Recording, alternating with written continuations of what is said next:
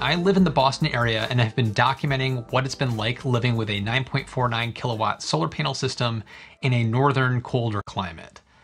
My house has a few challenges, and if you live in the northern hemisphere, it's best to have a southern facing roof to maximize your solar production.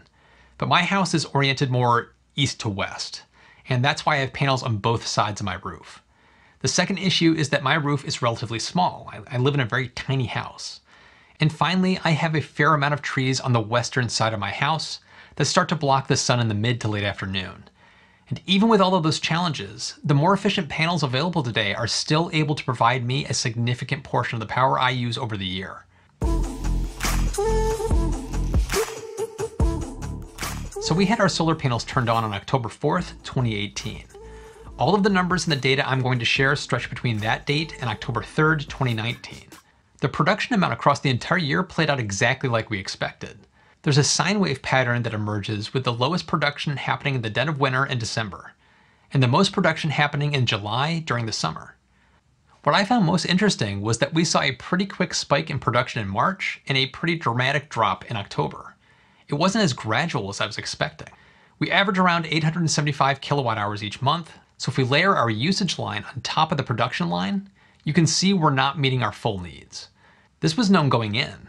Our goal was to offset as much energy as we could with our solar production, given our home's specific challenges. And in that regard, we succeeded with about a 54% reduction in our grid electricity use. All in, and we've seen 6,688 kilowatt hours produced in the first year, which comes in just above the 95% estimate of 6,615 kilowatt hours. We actually hit 96.4% of the best case scenario, which is higher than I was expecting.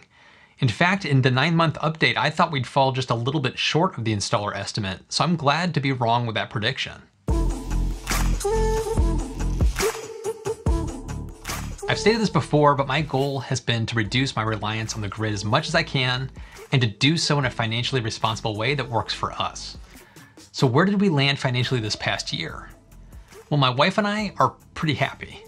We used to average $212 a month for our electric bill, and now we're averaging $97.80 a month. And that's also with adding an EV to the mix. If you look at this graph, it shows the year before solar compared to the year on solar, and you can see exactly how much our electric bills have shifted. Now obviously it follows the same sine wave trend as we saw on the solar production, so there's a big drop in our bill right around June and July, and you can see that in June we actually had a negative balance on our electric bill. And I'm not exaggerating when I say my wife stood in the living room laughing out loud when she showed me the bill. Year over year, we've saved $1,489.86, right in line with the $1,500 estimate I was predicting in my last video update. So how does all of this work out with the cost of the system as a whole?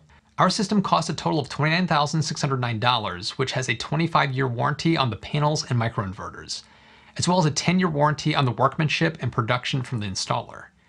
The federal solar tax credit allowed us to recoup $8,883 of the cost. In any case, our final cost works out to $20,726, which we have in a 10-year solar loan. We've been working on paying that off as quickly as we can and have actually paid it down by half already, so our interest on the loan should work out to be pretty low when all is said and done.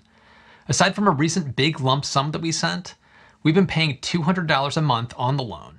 We also receive SRECs for the amount of solar that we produce, which amounts to $126.22 a month for a total of 10 years. When you average out our monthly electric bill savings, we're saving $114.20 a month. Add together the SREC and the electric bill savings and you get $240.42, which means we're coming out with a whopping $40.42 ahead each month right now. I know, solar detractors may point to that as proof that this wasn't worth it. But if you look at the long term, those numbers change quite a bit.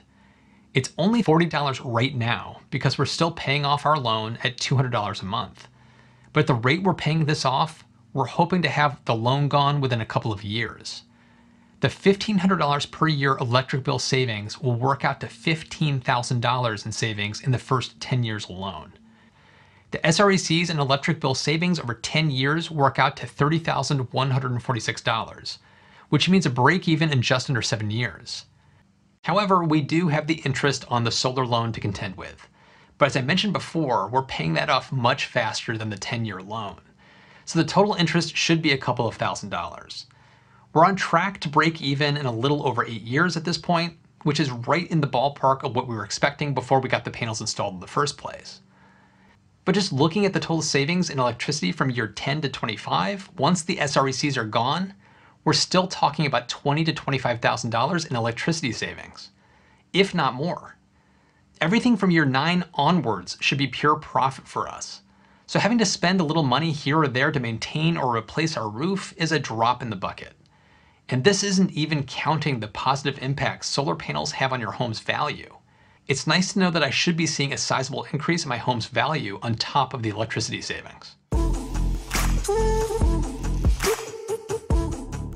I've stated it on previous videos, but my goal was to get as much energy as I can from renewable and sustainable resources, and to do it in a manner financially that worked for us.